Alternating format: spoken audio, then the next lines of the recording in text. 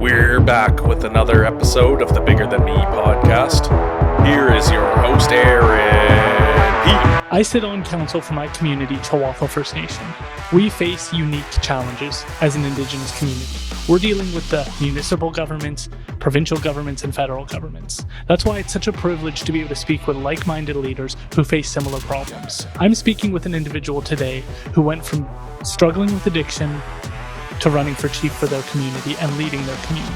We talk about the impacts they made, fighting climate change, improving circumstances for their community, improving justice, and so much more. My guest today is former Chief Dana Tizya-Tramm. Dana, it's such a privilege to be sitting down with you today. Would you mind introducing yourself for people who might not be acquainted? My name is Dana Tizya-Tramm, Shri Dana Tizya-Tramm Vaji. I was the past chief of the Vuntut Gwitchin First Nation, one of the youngest in history. Also time 100 next leaders. But all of those fancy titles aside, I'm a small town kid, half Gwitchin, half German, and had a pretty tough upbringing. But came through all of that just really to connect people. And I'd like to think that I've really come to see where a lot of values lie in one another and our connectivity through myself as well.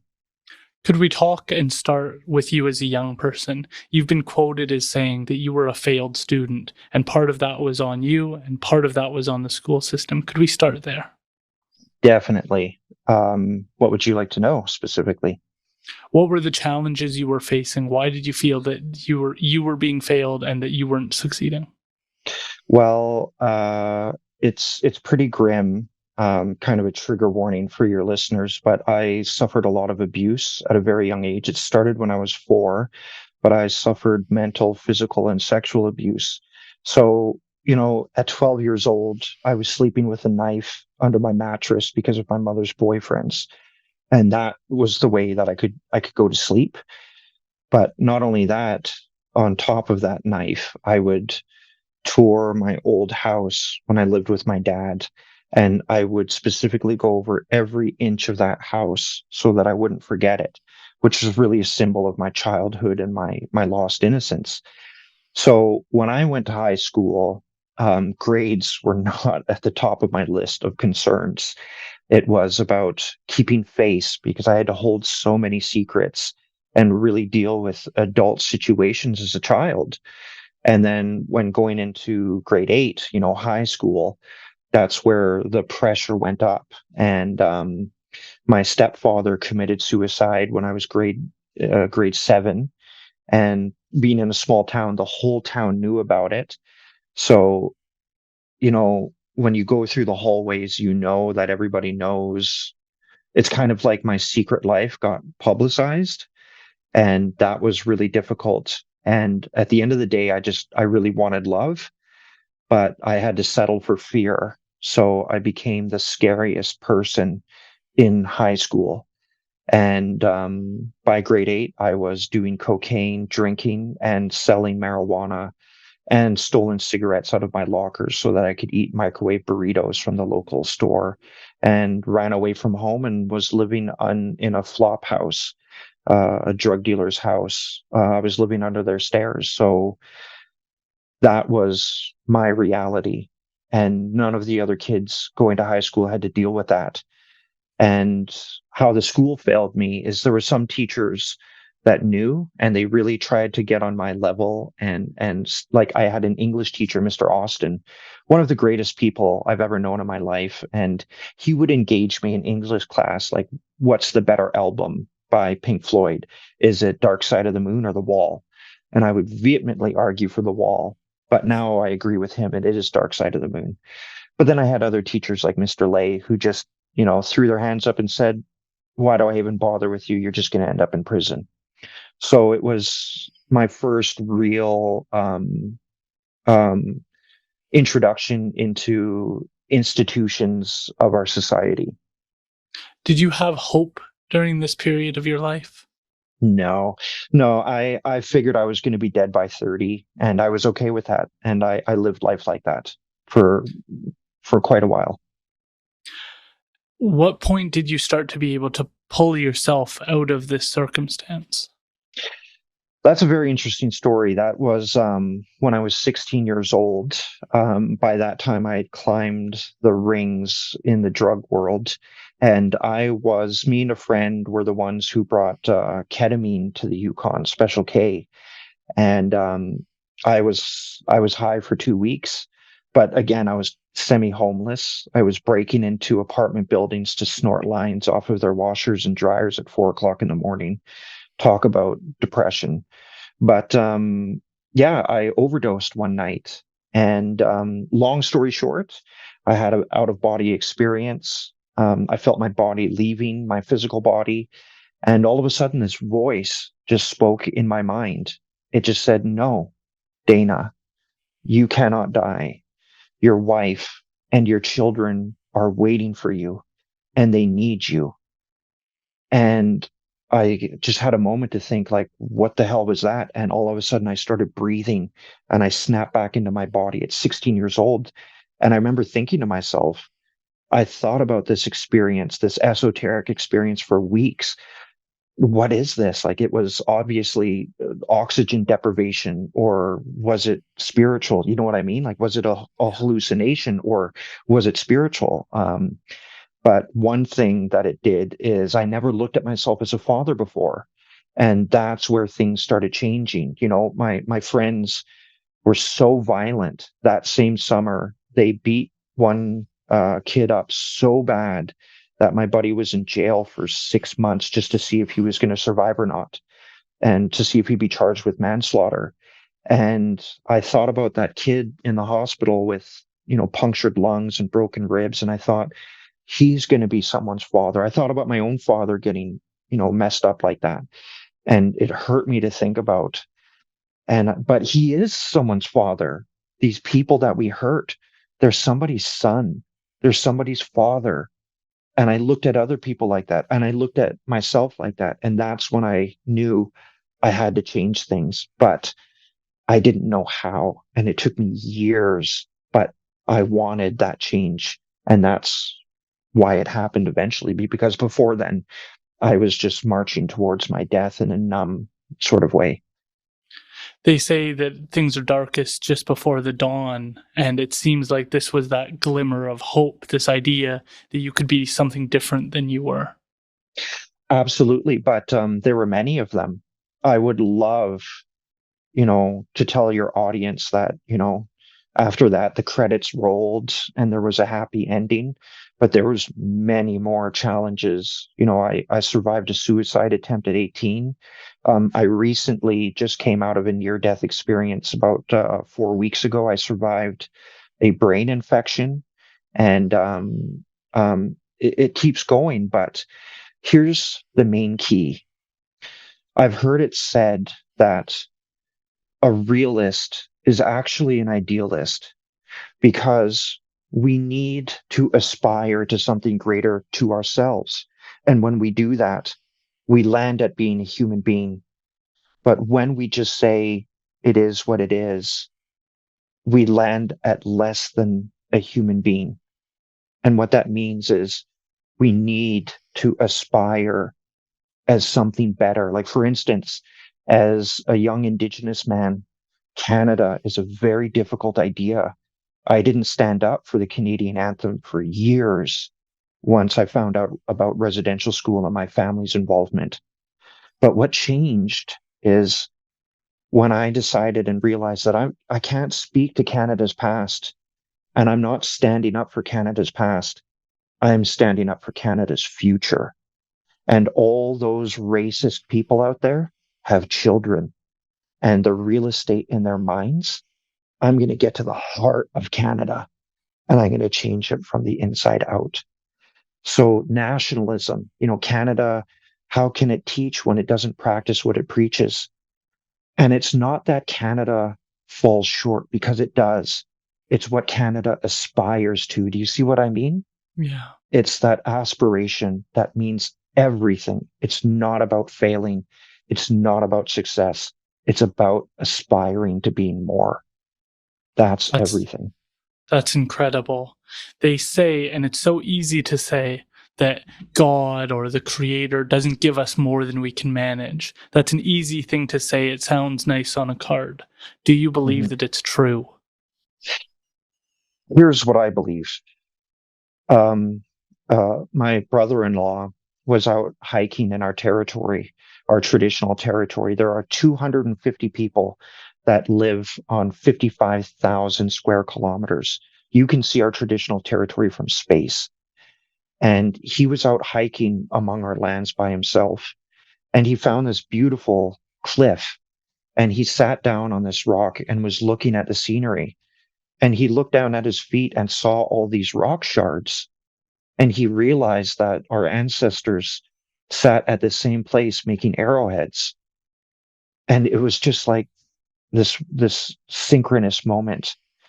And when he told me about that, it became a metaphor for life, because how you make arrowheads is you take a stone and you hit it. You have to find its grain. And what that means is how the chunks come off, because it's got to come off in sheets. And it's synonymous with life, because life, as a child, life will take big chunks out of you and you will never be the same. Your job is to find your grain so that when life does that, you come out sharper. It's not about what you lose. It's about what you're left with and how you use it, because all of us are going to die. That's a given. But how many of us stand and live in that truth instead of fearing it? That's a completely different thing. And I think something that Indigenous, our ancestors, really, really had. And in my opinion, that's the definition of colonization, is people who fear death and try to escape it. And we can unpack that later, but This also reminds me of the phoenix, this idea that you have to burn parts of yourself off in order for that foundation, the values, the true you to be able to shine. It has to let go of so much. absolutely. And the real skinny of it is, you know, think of it this way. I never read this in a book. Um, this is what life taught me. I call it the language before words. Everything is speaking to you, just not in English. So none of us can remember where we came from before we were here. And this is the oldest arguments, and where spirituality and science, really try. But here's the funny thing about science, and don't get me wrong, I love science. I'm a big science guy. Um, but science cannot tell you where we came from, why we're here, or where we're going. And those are some of the most fundamental questions. So if that's the case, and say you're on your deathbed and you know that you're going to die, that's where this existential angst come from, this fear that I'm not going to exist anymore, because the only thing that you or I have only known in our lives is ourselves. And we have to let that go. The only way that you can do that with a modicum of grace is to have faith, not necessarily in a God, but faith that it's okay to die. It's okay. You've spent more time wherever you came from than being here. And you know what? If we did it once, maybe we can do it again. I don't know. But I'm just saying that if that's the ultimate act of your life, is to let go of it, then maybe everything in our life is teaching us to just let go. It's okay.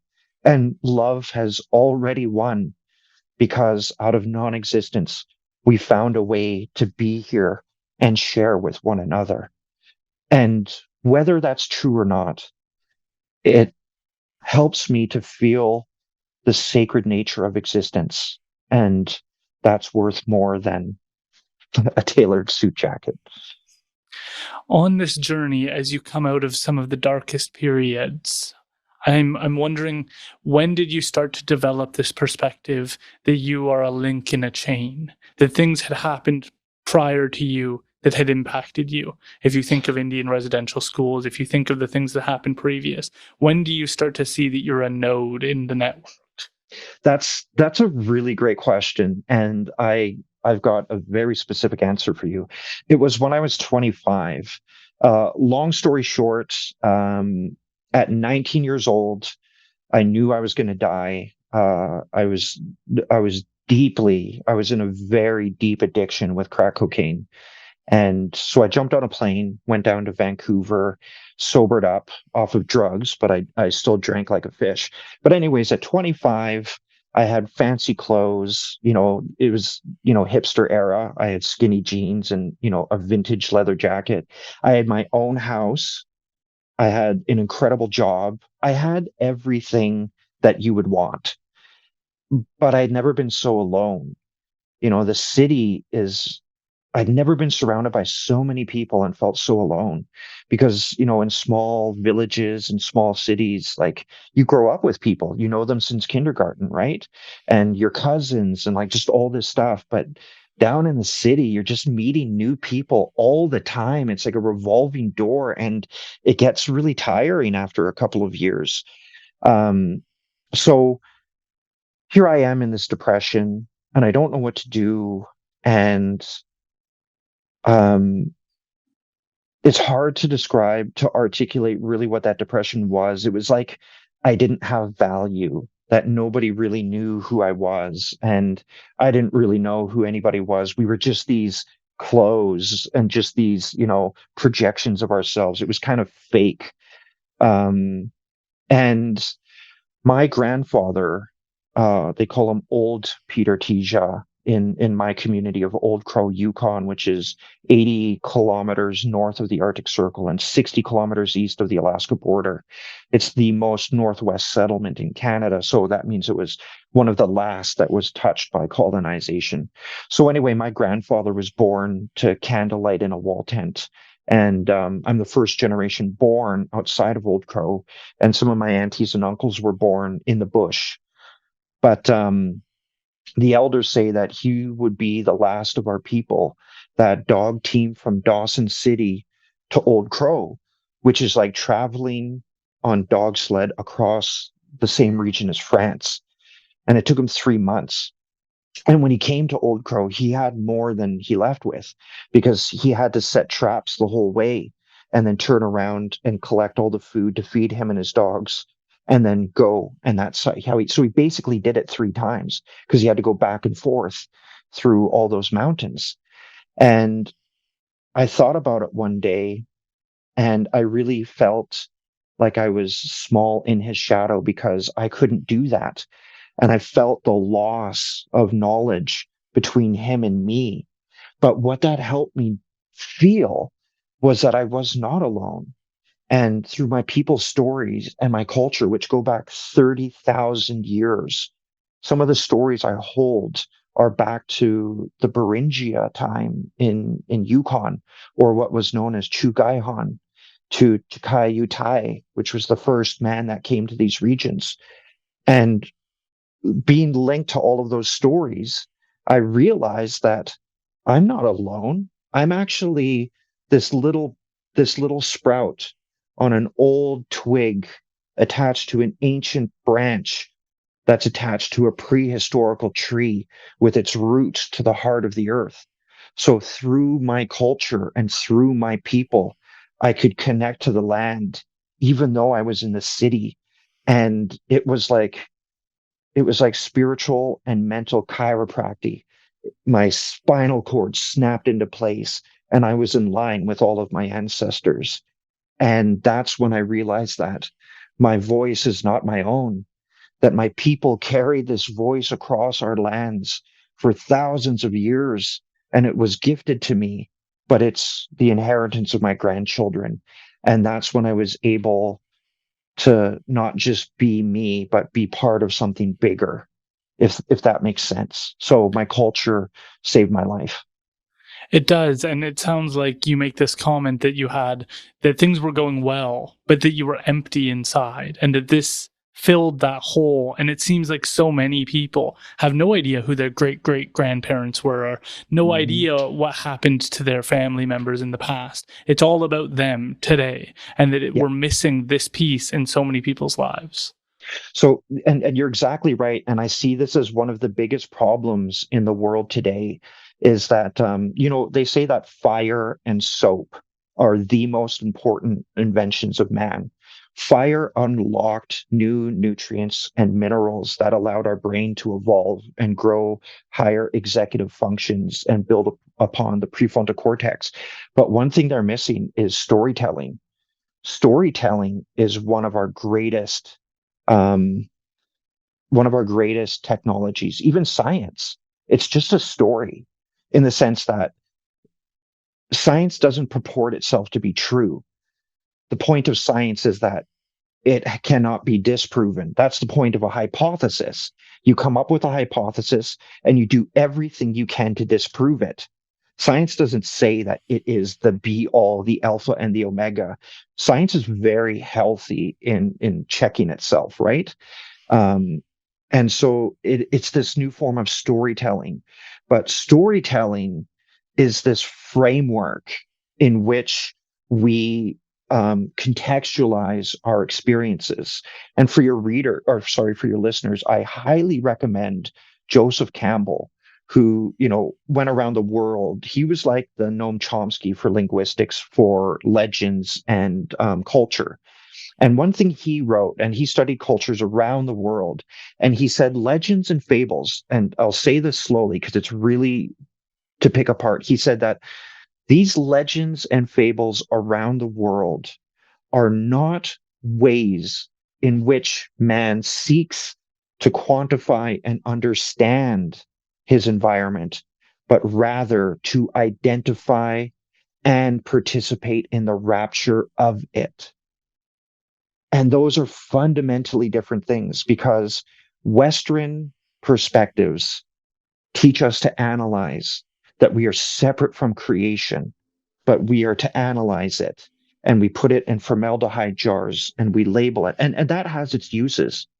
But we also have to remember to break away from all of these labels and participate in creation as it unfolds. So, yeah.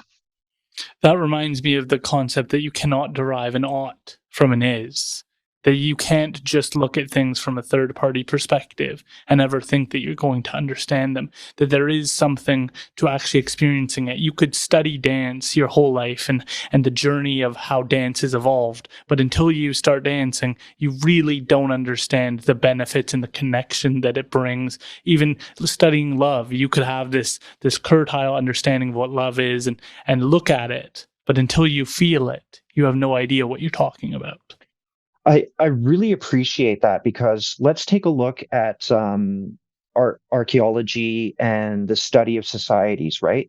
We had non-Indigenous people sitting there with notepads watching cultures, right? And their whole theory was, don't get involved, observe them how they are in their natural state. But there are arguments. A really great book for your readers as well is The Cosmic Serpent. It was about an Ivy League student going for their doctorate that starts getting involved with ayahuasca and Indigenous peoples. But one of the counter arguments is that, and this is true with quantum physics as well, through quantum physics, we found that merely by observing something, we affect it. So actually, there is no objectivity. And by observing a people, they act differently because you're watching them. But if you were to assimilate and participate with them, then they would actually go into a more natural state. So I really appreciate that analogy. I'd like to understand your journey into running for chief. How did this come about for you? Often, I think when you're thinking of maybe federal politics or provincial politics, you have this idea that the person really has no life experience, that they've kind of just been on this journey all the way through. And when you look at our two leaders in federal politics, you kind of see that they don't have this rich experience of life experience that have taken them down different paths and experienced things and made mistakes and and fallen down and gotten back up, that they may have good ideas, but they don't have that lived experience of hard work ethic and grinding. You have this. How did running for chief come about for you? Oh, I could tell you so many things and so many inside secrets. I've sat down with the prime minister. I've gone into meetings with several ministers, and being in the chief's office is like having layers of naivety ripped off you.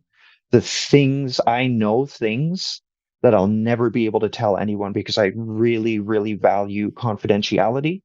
But here's the skinny of it. Um, I did a lot of drugs from a very early age, starting at 12 years old.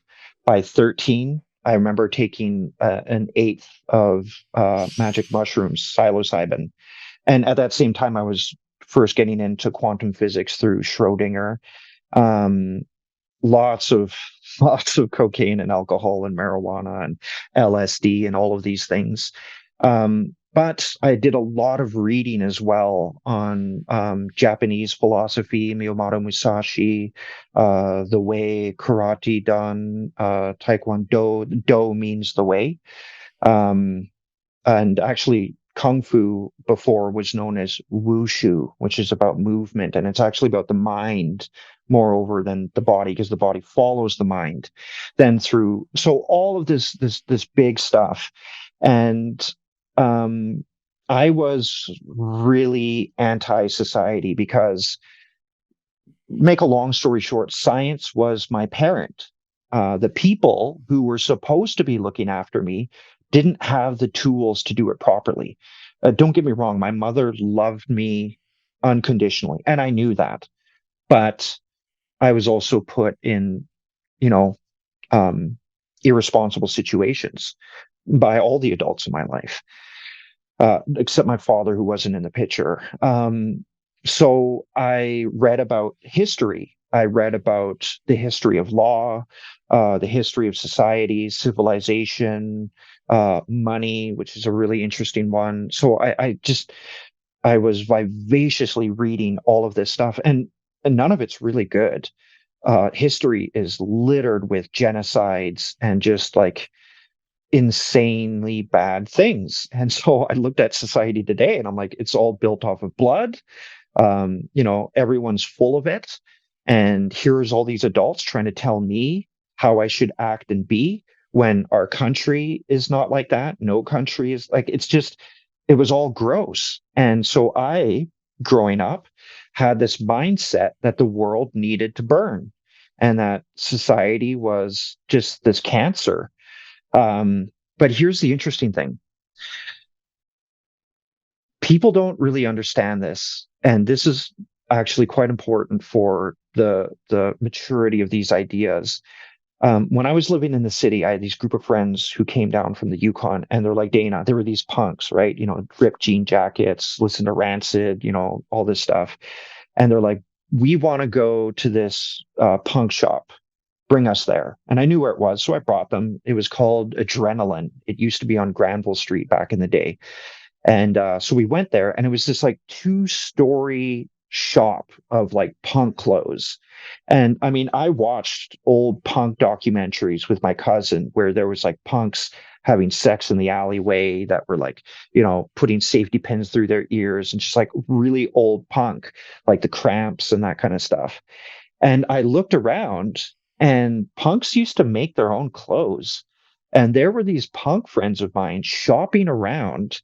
And I looked at the tags, and it's these corporations making this stuff. And I'm like thinking, you guys are giving your money to these capitalist corporations who tricked you and are selling you this punk notion when actually this is the most anti-punk thing I've ever actually seen.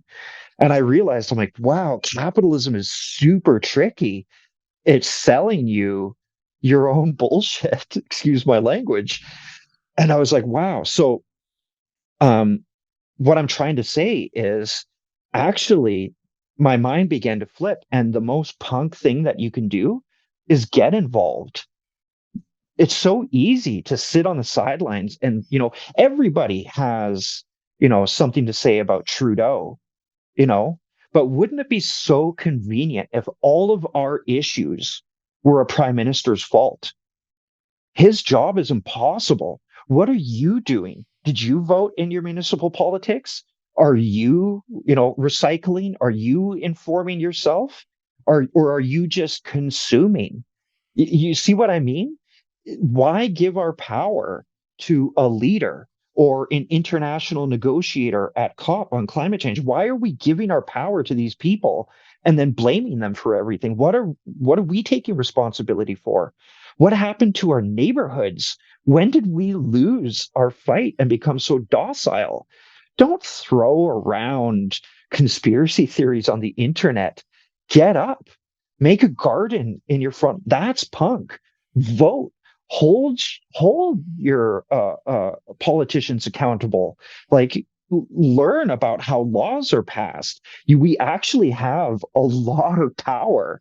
So for me, getting involved in leadership for my own First Nation, because our people are removed from the colonial. Like, for instance, let me put it this way: our people are self-governing, and there are 27 modern treaties in Canada out of 634 nations.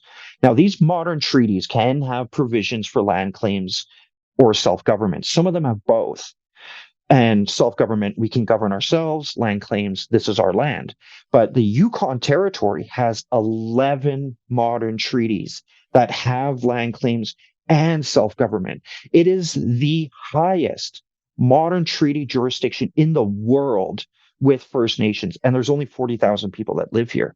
It's actually a world's hidden secret. So my people's government, we have once a year something called a General Assembly, where all of our people gather and they're able to pass resolutions, and the government and the leadership have to fulfill those resolutions. And if we can't, we have to report back to the people a year later. Imagine if in federal or provincial or territorial or municipal politics, once a year, all the people could gather. And if they could pass a resolution, the politicians would have to do it. Like, that's a really high act of democracy. So in my community, I see democracy, and it's not this like tacit, kind of benign or opaque, we just like randomly vote and for this person who's making these promises. No, we're visual. We're standing up in the community, speaking our truths. And if people agree around that, this resolution is passed by the people, or sometimes, it's shot down. So democracy is a verb, not a noun. Democracy is something that lives and dies every single day. And it's not something to be taken advantage of. And Indigenous people know that, because we only recently got this. And so it's electric, and you can really feel it. So I wanted to participate in that. And, I ran, and my people were crazy enough to meet me halfway, but it also almost killed me.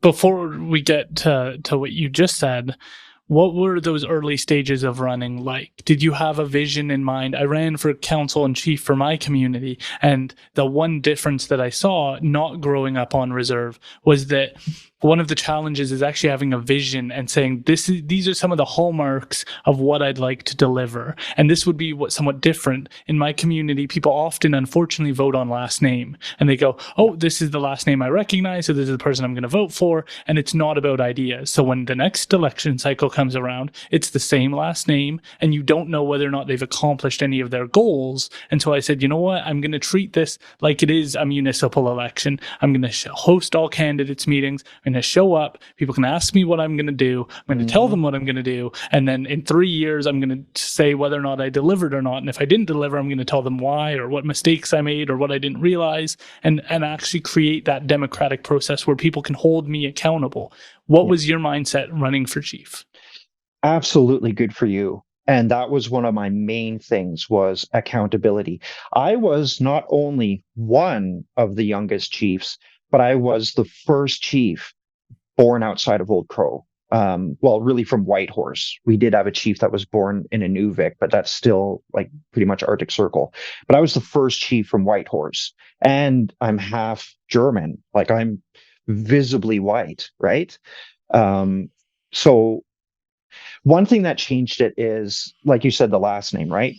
There was two other community members that were running that had way more experience than me, that had been in the community, and I didn't put my name in until the very last opportunity. And the reason why I did that is I'm the kind of person where I like to support a group. You know what I mean? I'm like a border collie. I like keeping everyone together in a good way. I'm not necessarily the leader type. If I had to kind of pigeonhole myself, I'd say that I'm probably best suited as a leader's right hand. You know what I mean? Like supporting them. And this was the first time in my life I went and did that. And the reason why is because I was thinking about the friction about running against these people and putting my name out there and creating competition and all of this stuff. But then one day, someone told me, they said, you have things to offer your people. What are they? And I started comparing myself to the others in my head. And I realized I'm not running against them. I'm running for government. And that's democracy. That's what our people wanted. And that's why I ran. But my platform was modernization of our government. It was about creating policy, digging into our legislation, creating transparency, and lateralizing power from council. Um, and it was also health and social, which I admittedly did fail on, but I have some pretty good excuses. I mean, the pandemic happened early in my tenure, and some other things, but health and social, I think, is one of the biggest issues across every Indigenous community. But I know I would do some things differently, but I honestly did do my best, and I have a lot of the elders' support. It was the most insane 4 years of my life. Let's start with climate change. During your time, it sounds like, if I'm not mistaken, permafrost is melting. You're seeing the effects of climate change firsthand and starting to realize how serious it is. You're having diesel shipped into your community, and it sounds like you're going, how do we do this in a better way? How do we make this more sustainable? How do we make this make sense? How did climate change come onto your radar? It seems like it was an important issue for you during your time. Yeah, and I figured out a lot through this. And what I would like to say to everybody listening, and especially if any leaders or, people who work for leaders, climate change is our ultimate opportunity. I would tell people, if climate change is not the issue that permeates caste and creed and brings us to work together, then nothing will. And to unpack that, what that means is that we're not only just all human, we're all animals and all, purveyors and members of the planet and its ecosystem. Climate change doesn't care if you're a conservative or a liberal, doesn't care if you're a muskrat, a moose, or a man. All of our teachings are the same, and it beckons us to work together. And the things that drive us apart, that really staunch and dirty national politics. I mean, look what happens in Africa, in the United States, in Canada. People play off of your hate. Our differences are actually our strengths. They're not our weaknesses. Nature banks on diversity and rewards cooperation. That's how our species came to be here. So the reason why I say this is, when okay, so I spent most of my time out on the land. I moved to my community January 16th, 2013, and I got into office uh, in November of 2018, but I came into power like December 9th, 2019. So I spent all that time out on the land. So I wasn't just some, punk who kind of just walked off the street into the office. The elders saw me going out. I went out with community members. By the end of it, I was spending half the year out on the land, half the year in the community. Um, and let me tell you, that is the ultimate teacher out there. So our climate, 80 miles north of the Arctic Circle, is changing 3 times faster than the rest of the world. And what I love is that I learned throughout my time in politics, because I was also a board member for Gwitchin Council International, which was a permanent participant of the Arctic Council, which is a international consensus-based body of 8 Arctic nations, such as, Switzerland, Finland, United States, Russia, Canada. They all sit down, and Indigenous people sit around there too. Not many people know about this forum. So, I was doing all these, dipping my fingers in all different kinds of pies. But one thing I realized is there are several different types of truth. There's not just one. There is a religious truth, a personal truth, a political truth, an economic truth, but there's also an objective truth. And unfortunately, we don't orientate all of our truths around this objective one. Climate change is a political thing, an economic thing. People don't really look at it as this like objective thing, right? So through climate change, we passed the world's first Indigenous self-governing climate change declaration. So here I am, this young man, and let me tell you something, for instance. We don't have the luxury of denying climate change up there. Everything that you can see, smell, taste, hear, every sense, you're seeing changes. Our people have been living on these lands since there was woolly mammoth. We know our environment, and it is changing. But I was seeing change even in the small amount of years I was there. Everything, animal migrations, while I was living in the community, black ducks came before the geese, and we'd never seen that before. It's always the geese come first. And one thing I heard the elders say all the time is, I've never seen this before. And one day I went about 8 bends up the Crow River, which is probably around 40, 50K from my community. I was looking for a place to set up the wall tent for my family. And I went 8 bends up the river, and there was 2 inches of snow. You could see the roots. I couldn't skidoo on the land. I had to stay on the ice. So I turned around and I went towards the mountains south of my community. And I went way out there. Same thing. There in the middle of December, 80 miles north of the Arctic Circle, there was not enough snow to even skidoo on the land. Like, it's hair raising. So my people around the kitchen table, they talk about climate change because they can see it. Our people were going through the ice in places where that were always solid, that was always safe for our people. Everything was changing. So when our people came to community meetings, they're asking our leaders, what are you going to do about this? So climate change is really important for our people. It's not some political, or it's a reality of our everyday life, and it's scary. So when we passed this declaration, the reason why we did it, I was speaking with one of our lawyers who's just this genius, Chris Statnick. He's also Gwitchin, and we came up with this idea. And for 10 cents of 2 pieces of computer paper and 8 hours of us working together, we came up with this declaration. And what was really interesting, if you look it up on our website, read it, it's a very powerful document. We're not asking anybody for help. We're putting the world on notice that at any table or any forum where Vuntut, Gwitchin, Dinjiju sit, climate change will be our number one aspect. But here's the other interesting thing I learned about it is that if you want to do something about climate change, you have to be healthy. Our community needs to be healthy to be able to do this. So climate change is actually really about mental health as well. And our community, climate change is everything. And so it's a really important way to create leverage with governments. And so here's the other thing. We passed our climate declaration.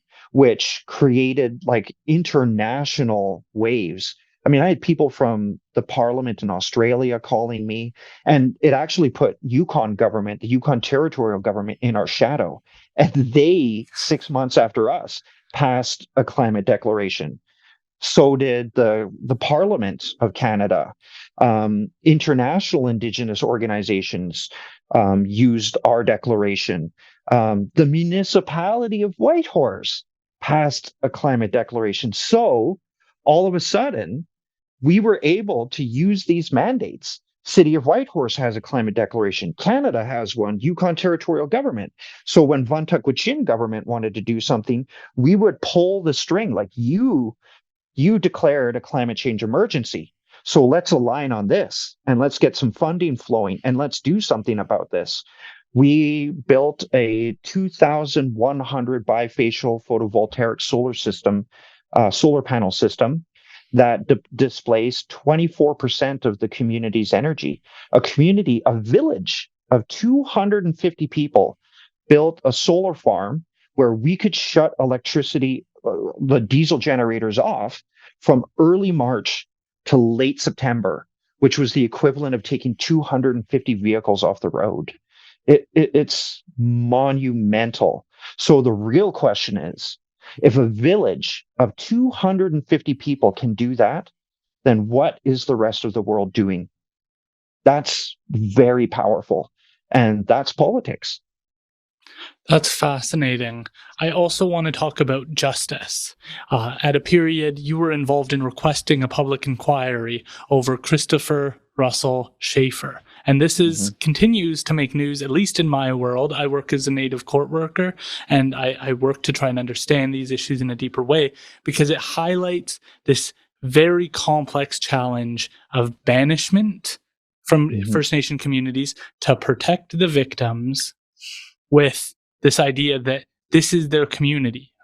This person's specific circumstances might be somewhat different, but at least the people I work with are individuals who have lived and grown up in these communities, who have committed such atrocious crimes that the community wants them gone, but that's all of their social safety net. That's all of their community members. That's all the people they know. That's all of the roads they know. That's all of the social services they know. So when they're removed from that, they really are out in the middle of nowhere, in the boonies, not connected to any resources. You had to grapple with this. And it's an interesting point where First Nations justice and federal justice or provincial justice start to interact. Can you talk about what happened there? Yeah, this is a really, really big one. And this is something I personally struggle with as well, because I studied with Buddhist monks for a time. And I used to hang out with this Rinpoche, Rimi Poitaling Ging, the 16th incarnation of the white medicine Buddha deity. And Buddhist teachings tell you that you are never to end a human's life, ever. You never do it. But at the same time, I could see situations where I would do that. And don't get me wrong, I never want to do that. So there's this like light and dark force, right? An unstoppable force that meets an immovable object. And let me concentrate on this. And this is for all of your listeners. And this is the very important. So I believe it was about 1967. There was the learned helplessness study that was done out of the University of Philadelphia. Your listeners should Wikipedia it. It's really interesting. Actually, they got in a lot of trouble for this, for harming dogs. So what they did is they took 3 groups of dogs and they harnessed them to the wall and they just watched them. So the dogs fought and fought from their harness. They were trying to get out. And after a few hours, the dogs realized, I can't escape. So they kind of just laid down and just accepted that they were tethered to the wall. Well, interestingly enough, that was only the first phase of the study. There was a grate underneath them that electrical currents could be run through. And in front of the dogs was a lever. Now, the first group of dogs, their lever could turn the electrical current on and off. The second group, the lever could only turn it off. And the third group of dogs, their lever could do nothing. And they flicked a switch. And they kept doing it. The first group learned that they could turn the electricity off for all of them and turn it back on. The second group learned that they could only turn it off. And the third group learned that their lever did nothing. Then, after this conditioning, they put the dogs in a kennel that was separated by a rubber partition that the dogs could get over. And in this kennel, they threw on the electrical current. The first group of dogs who learned to resign to their harness, but also learned that they could turn their current of electricity on and off, they jumped over the partition to the safe side almost immediately. The group that succumbed to the harness, but also learned they could turn it off, not on, they took a little bit longer, but they jumped over. The third group that resigned to the harness, learned that their lever did nothing, they sat down and they took it, whimpering, being electrocuted. All they had to do was jump over to the other side. That's called learned helplessness. So when Indigenous people were tethered by the Indian Act, when we were traumatized by residential schools, by forced sterilizations, by having our families ripped apart, by being executed, what were we to learn when we were tethered to the wall and we had no control over our trauma? And then we're just given self-government and everything's supposed to be okay? No, it doesn't end there. So what I'm trying to say is that there's learned helplessness within our communities. And this can happen to any peoples, not just Indigenous peoples, right? So the important thing to understand is that, there's this big misunderstanding in Canada. Like, some people get up in arms when there's land claims and they're like, oh, all Canadians should have equal rights to this land, not just First Nations. Well, what's really interesting, if you flip the coin, Canadians can understand inheriting land, let's say a farm from their grandparents, right? Through common law. They inherited, it's this property, it was willed to them. It all makes sense to them. You don't see First Nations jumping in there and saying, oh, that should be all of our land, right? So it's actually the same thing, just in different pots. So this idea of justice, it's not ours. So now that we're at this understanding, this is really important. Self-government and escaping the Indian Act, this big word is self-determination, right? But we actually can't talk about self-determination unless we address self-reliancy. So think of an electrical current, right, in a circle. Indigenous communities are broken because we don't have control over the pillars of a society. We don't have control over justice. And if you don't, you can't complete the circuit. It's only when our communities have jurisdiction over our own health and social, over our own every aspect, that our communities will begin to heal again. You can look up on Google all these, nice, shiny Indigenous proverbs like, there was not a poor Indian until the white people came. Like, we had everything, right? And it was until they came that, those things changed and this was pushed upon us. So that's really important to understand, because justice is the last sphere in a society to welcome a citizen back into society. And the justice system is there because education and health and social systems failed them, right? So in this specific instance, first of all, I want to say that I know his family. I know Christopher Schaefer's family very well, and I respect them. But I'm going to be really honest with your listeners. Let's talk about what Mr. Schaefer did. In the early 90s, as a young man, he cut a woman who was not in our community. She was a recreation worker. She came into our community and she worked with the kids.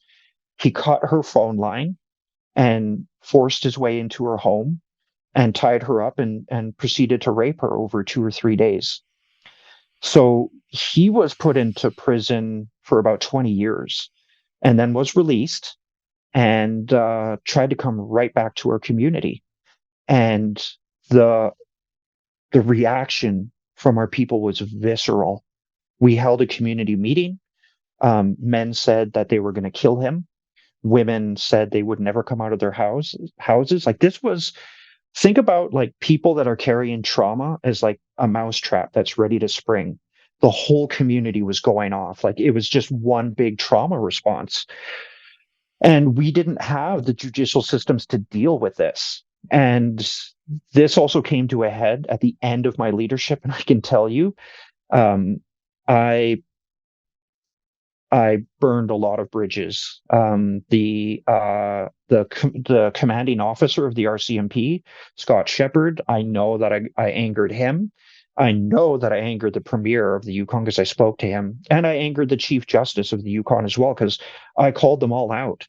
But here's the thing: we were having a general assembly, this democratic forum I was talking about, and then we learned of this individual who was trying to come back again, and we shut everything down. We went in camera, and our people said, use any power at your discretion to stop this.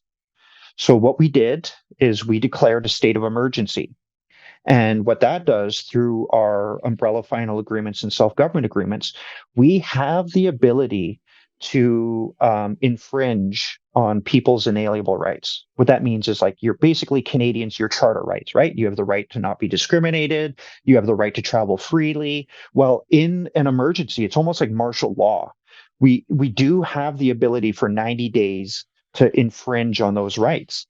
So we declared this emergency because there was an immediate threat to the public well-being. You know, like people said they were going to kill this guy. So we declared this emergency and basically made it illegal for him to step foot on our territory. But the problem is the courts released him.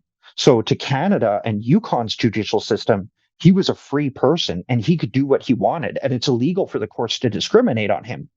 But here's a self-governing First Nation that declared a state of emergency and made it illegal for him to step foot. So we got into this big quagmire of, you know, what takes precedence and what law, you know, is supreme here.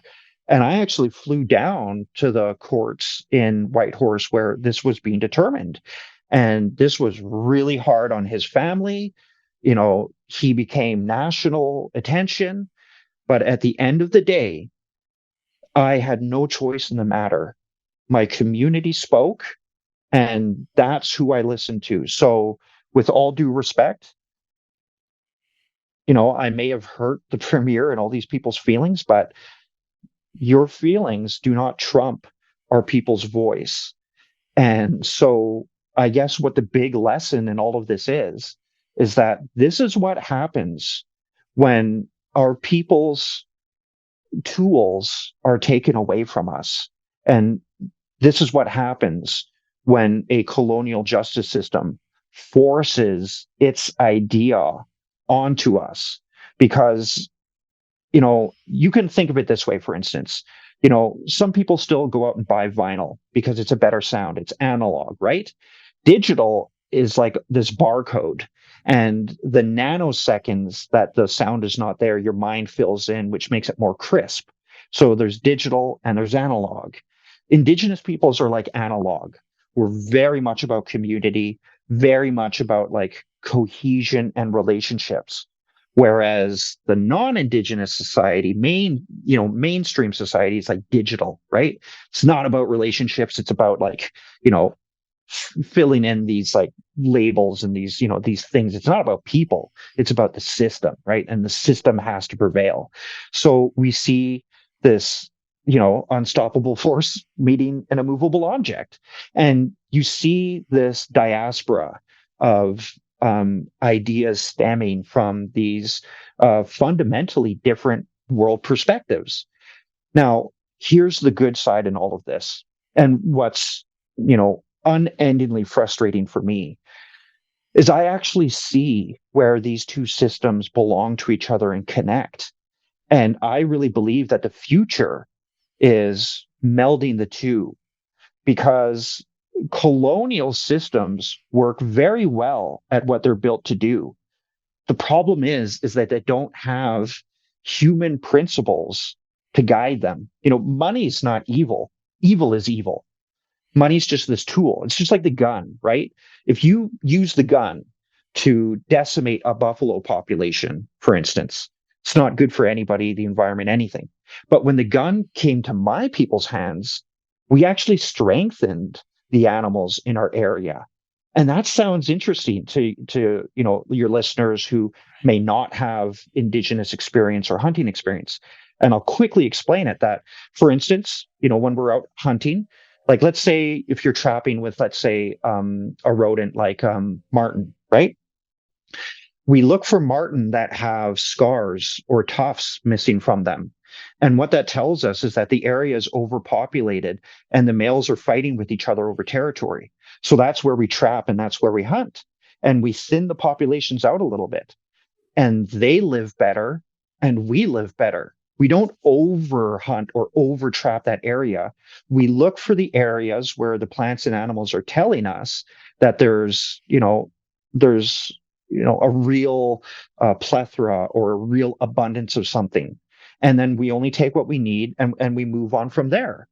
So imagine if that philosophy informed justice systems. Imagine if that philosophy informed economics. Let me put it this way. And I know I'm going a bit off the path from the justice system, but this is such a fulcrum of the balance of a person and your relationship with the community. Justice is really important that way. So think of it this way. I had an elder, I should credit him. His name is Mark Wedge. He used to be the chief for the Tagish, Carcross Tagish First Nation. Extremely intelligent man. And he talks about the 3 Indigenous R's. So in the 90s, we had reduce, reuse, recycle, right? That came around. Let's reduce, let's reuse, let's recycle. And we know what the intention is. It's to, respect the environment and all of that stuff. But look what we're doing today. All of our recycling gets shipped off to India and China and they burn it. I mean, it's really not working. Mark, this elder, told me, let's look at the 3 Indigenous R's of respect, reciprocity, and relationship. And when he told me about that, I realized that goes deeper than reduce, reuse, and recycle. That's reduce, reuse, recycle is like a very surface level. Reciprocity, respect, and relationship are the foundation and the principle. And that's what's missing in today's justice system, in our monetary system, in all of our institutions. And if Indigenous principles could inform these, it would change because we don't have to rip the whole system down and start from anew. It's just informing them differently. So all of this to say is yes, our justice system is a big failure. And yes, we've been held back from establishing our own justice system because of systematic racism in Canada and all of this other stuff. But if you want to look at the future of Canada, look at Indigenous communities, because we're finding a way how to balance these ancient principles of relationships and reciprocity and all of these things with modern tools. And here's where I'll end that thought. The term economy is Latin, which translates to manage one's household. From a Amnesty International study, 80% of the world's biodiversity actually resides where Indigenous peoples live. We foment the land areas. And if you look at, since really the departure of paganism to monotheism and the building of monarchies to the Industrial Revolution, anywhere these colonists go, they destroy their environments and they're not renewable. So if we want to talk about economics, Indigenous peoples are actually the true economists because we create vibrancy and biodiversity in our lands, and we're able to live forever off of that. If you drill where the calving ground of the porcupine caribou are, yeah, you'll get 10, maybe 20 years of gas, and it'll stimulate your economy. But you're going to interrupt a 2.1 million year old process where these caribou eat plants that come from the sun. I mean, it's infinite source of the cleanest meat in the world. So tell me, who's the real economist, right? Right. This is really interesting because when I think about this balance, I agree with you. There needs to be some sort of integration. Particularly, we have 24 First Nation communities in my region, and just not all of them are at the capacity to have someone at the table to thoughtfully talk about justice, to actually understand some of the rules. Like, there's some brilliance to the idea of innocent until proven guilty. There's some brilliance to this idea of beyond reasonable doubt. There's some ideas there that if you don't get that, you probably shouldn't be at the table talking about how best to do justice. Not out of disrespect, but there's certain information you need to understand in order to appreciate the complexities of the system. And it does need to be informed by people who sort of get the problems with the system and where it can be improved, but see sort of the light of like the beauty of it. There are a lot of sentiments when people start talking about justice of tear the whole thing down and start over. And there's just a danger in that because we miss some of the good things. It can be improved. It needs to be improved, but we need to have this deep understanding. And this is where I think it just was so fascinating to get your thoughts on this case, because it's where the community meets the individual, where it meets the justice system. And it's such a complex issue where everybody involved is right. And there are areas in which the governments need to be able to learn. But the challenge is when they say, okay, we're ready to learn, they show up to some communities and go, based on this community, they're ready to start having these conversations. What's your thoughts on the conversation? And the community is like, I don't know. I don't have any expertise on this. And so I'll start telling you things, and it might not work. It might be a bad idea because they don't have this expertise. And so I find it so fascinating because communities are at such different points. Some are ready to talk justice. Some are ready to talk health. Some aren't. And it's hard for government institutions to know which ones, when, how, what's the best process of having these conversations, because you can start the dialogue, but if the community is not ready, you're not going to get very far. And then you might make judgments about other communities based on that one community. So it's such a complex topic. I really appreciate you being willing to take the time today. It's clear that we have so much more to talk about in the future, but I really appreciate you being willing to share your story, some of the trials and tribulations you've been through. I hope your health continues to improve, and I can't thank you enough for being willing to be so open and honest in this conversation. I really appreciate the opportunity, Aaron, and I have to say I really enjoyed this conversation, and I really thank you for doing what you're doing. And I also really want to pay my respects to all of your listeners as well, and all of their grandparents and ancestors that they belong to. But if I could, I would just like to end on two things. And one, I really appreciate you bringing it back to this justice thing, because I know I had some kind of other things to express on that, but some of the first inklings in historical justice, like you hear like people being stoned, right? What's really interesting about that is, they would bury someone up to their neck in the biblical times, and everyone in the community, even children, would grab a rock and everybody would throw it at their head. And I got to understand the point of it. Nobody knows which rock was the finishing one to kill them. And everyone in the community participated in that execution, so that everybody feels the gravity of killing that person, and everybody walks away with a little bit of education. And they participated in that emotionally and everything. And now we kind of, give that off to a certain sect of people, and we're kind of removed from it. I want to share a story with you. There was a young hunter in my community. He was brought out with his grandfather at about 12 years old. And even though he was taught how to hunt properly and how to shoot the caribou just, above its leg to get it in the lung or heart, he got kind of excited or nervous, and he took a bunch of shots, and he shot it about 3 or 4 times in the stomach. And his grandfather didn't say anything. They tracked the caribou, for a couple of hours, and found where it had come to its death eventually. They skinned it, they did everything, and they brought it home. And then when his grandson had no idea, he went out and at our community hall, where everybody gathers every day, he stapled that caribou skin to the hall right by the door. And that night, he brought his grandson, and the community was looking at that caribou skin, and they saw the bullet holes in the stomach area, and everybody was talking about it. They said, what a shame. And his grandparent didn't say anything. And that kid listened to everyone in our community talk about how awful that was. And he never did it again.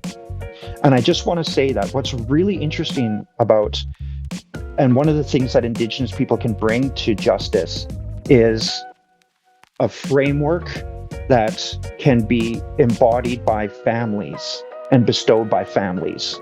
And the biggest injustice with Indigenous people now is that link from our grandparents to our youth being cut because we don't know each other anymore. And so you lose justice, you lose culture, you lose language, you lose everything. And for non-Indigenous people and Indigenous people, and coming back to our greatest technology being story, the greatest thing that we can do is get our babies and our youth to sit with our elders around a fire and just let them tell stories. Because then those youth start to think, you know, this is my family's principles, this is my family's morals. How do I fit into that? Because if you just tell a kid or tell a community member, this is what you should be, this is what's good, this is what's bad, I remember, being in that situation, and I just looked at all the adults. I'm like, you're full of shit. All of you guys are full of it. But if you can get someone to aspire to that themselves, then they do all the work to grow into that community member. So storytelling and community are some of the most important technologies as humans. So for this opportunity to share stories and connect not only with yourself or your listeners is one of the greatest aspects of healing for me, because again, this is not my voice. This voice was carried by my people for a long time. And to be able to share with all of my brothers and sisters of all walks of life, I consider it to be one of the greatest gifts of being, which is to give. So for that opportunity, I'm really, really honored, Masi.